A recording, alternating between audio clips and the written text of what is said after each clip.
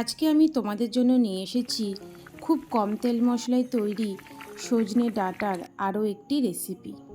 তোমরা যদি এখনও আমার চ্যানেলের বাকি সজনে ডাঁটার রেসিপিগুলো না দেখে থাকো তাহলে আমি লিঙ্ক ডেসক্রিপশন বক্সে দিয়ে দেব, অবশ্যই চেক আউট করবে।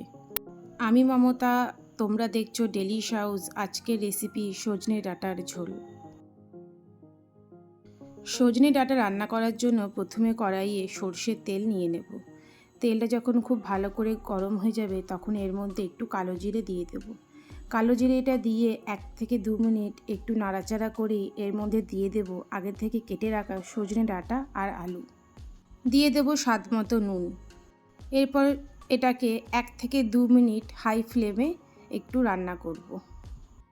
1 থেকে 2 মিনিট রান্না করার পর এর মধ্যে দিয়ে দেব একে একে হলুদ গুঁড়ো, জিরে গুঁড়ো, লাল লঙ্কার গুঁড়ো আর কাশ্মীরি লঙ্কার গুঁড়ো, আর সাথে দিয়ে দেব টমেটো।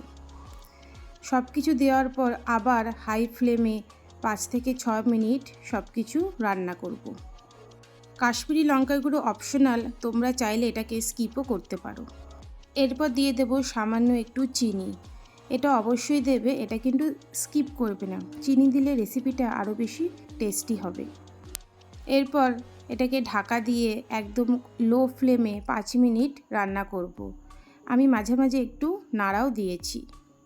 5 মিনিট হয়ে গেছে, ঢাকনা খুলে নেব। এরপর আবার গ্যাসের ফ্লেম হাই করে আরও 5 থেকে 10 মিনিট রান্না করব। এই সময় কিন্তু একটু ঘন ঘন নাড়া দিতে হবে, তা না হলে কিন্তু নিচের থেকে পোড়া লেগে যাওয়ার একটা চান্স থেকে যাবে।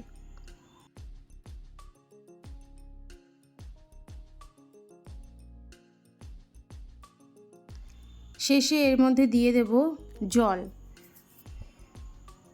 এখন আবার গ্যাসের ফ্লেম হাই করে দেব। জলটা যখন খুব ভালো করে ফুটে উঠবে তখন আবার ঢাকা দিয়ে ততক্ষণ অবধি রান্না করব যতক্ষণ অবধি ডাঁটার আলুটা পুরোপুরি সেদ্ধ না হয়ে যায়। আমার এখানে মোট 15 মিনিট লেগেছে। এই সময় অবশ্যই কিন্তু গ্যাসের ফ্লেম লো থাকবে। 15 মিনিট হয়ে গেছে।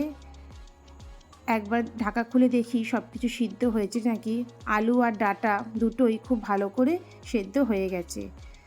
আমাদের রেসিপি তৈরি হয়ে গেছে। সবশেষে ধনেপাতা ছড়িয়ে একটু নাড়াচাড়া করলেই রান্না হয়ে যাবে সজনে ডাঁটা আলুর ঝোল।